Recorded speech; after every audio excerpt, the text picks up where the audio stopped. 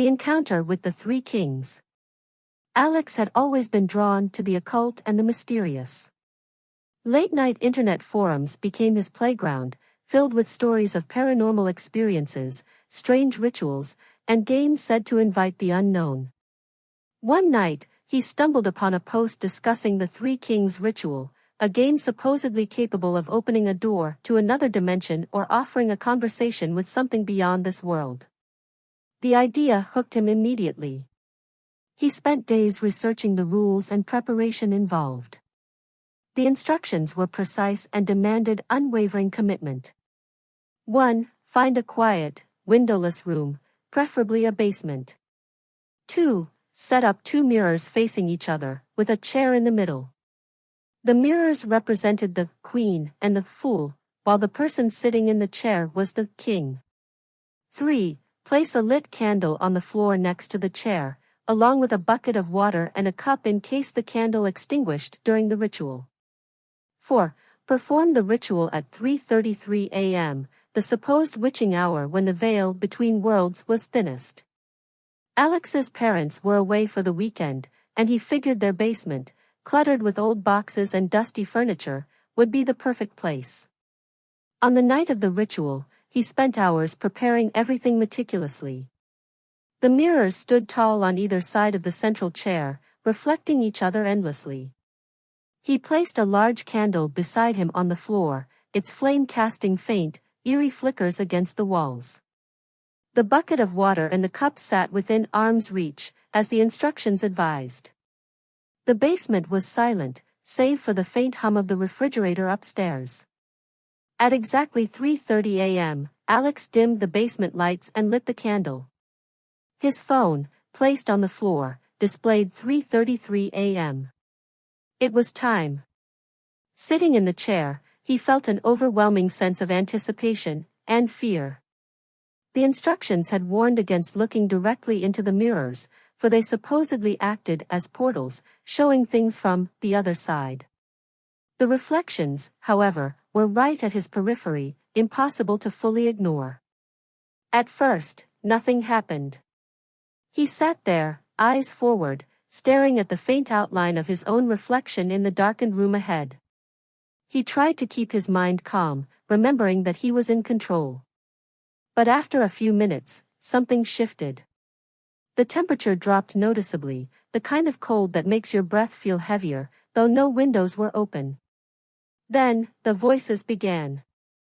At first, they were faint, indistinct whispers, like 2 people having a quiet conversation just beyond his hearing. Alex strained to listen, wondering if his imagination was playing tricks on him. But no, it was unmistakable. The voices were real, though they seemed to come from within the room, or worse, the mirrors. One voice was deep, authoritative, and cold, while the other was softer but unsettling, almost mocking. He couldn't make out much, just fragments. Why, he knows, deserve this. His skin prickled as the whispers continued, growing clearer and more aggressive. His hands clenched tightly in his lap, and a bead of sweat rolled down his temple despite the cold air. Every fiber of his being urged him to stand up and leave, but he knew the rules: don't leave your seat until the ritual ends. Then, the deeper voice addressed him directly. You regret, don't you, Alex? It asked. He froze. He hadn't spoken his name aloud. Yet, the voice knew it. You know what you did. You've been running from it, haven't you? It continued, cold and accusing. Alex's heart pounded harder in his chest. His mind raced, trying to recall what it could be talking about.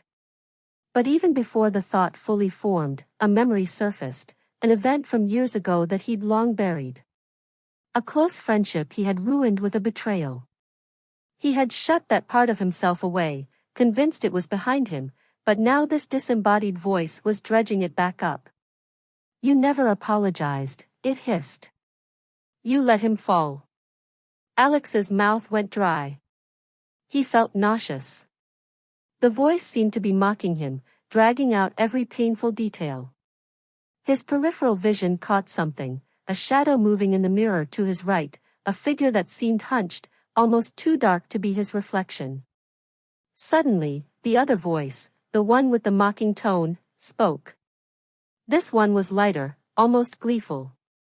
You could fix it, you know. There's still time, but it will cost you. The suggestions it whispered were strange at first, harmless even, but quickly, they turned sinister. It suggested ways he could correct the past, actions that were morally wrong, almost grotesque. Alex could feel his mind being pulled in different directions, the voices pushing and pulling, wearing down his will. The room felt smaller, the air heavier. And then, the candle flickered violently. Alex felt something touch his back. It was soft, like a brush of air or fingertips grazing the nape of his neck. His breath caught in his throat, and against every rule of the ritual, he turned his head to look at the mirror on his left. He immediately regretted it. What stared back wasn't his reflection. In the dim light, he saw a figure that looked vaguely human but grotesquely distorted, its face pale, stretched too wide, and eyes sunken into dark, endless voids. It smiled, a sickening grin that revealed far too many teeth. Just then, the candle snuffed out, plunging the room into complete darkness. Alex's heart raced as he sat frozen, blind to the room, his only focus the pounding in his ears. The whispers didn't stop. They grew louder, faster, circling around him. He heard movement, soft scraping, like something dragging itself across the floor. It was getting closer. Desperate, Alex reached blindly for the cup and bucket of water, his fingers fumbling in the dark. He knocked over something, a loud clatter, but he didn't care. His fingers found the cup, dipped it into the bucket, and he doused the candle's wick. The flame reignited instantly, filling the room with the weak, flickering light. The whispers stopped. Everything went still. Breathing heavily, Alex ended the ritual immediately, standing up and backing away from the mirrors. He hurried up the basement stairs, his legs shaking with every step. When he reached his bedroom, he locked the door and collapsed onto the bed, drenched in sweat and trying to catch his breath. For days after, Alex felt like something was watching him. He avoided mirrors and darkened rooms, terrified he might catch a glimpse of the figure that haunted him during the ritual. Though he told no one about what he saw, he knew deep down that something had followed him out of the basement that night, and he wasn't sure it was ever going to leave. This version dives deeper into the atmosphere, tension, and unsettling aspects of Alex's experience during the Three Kings ritual.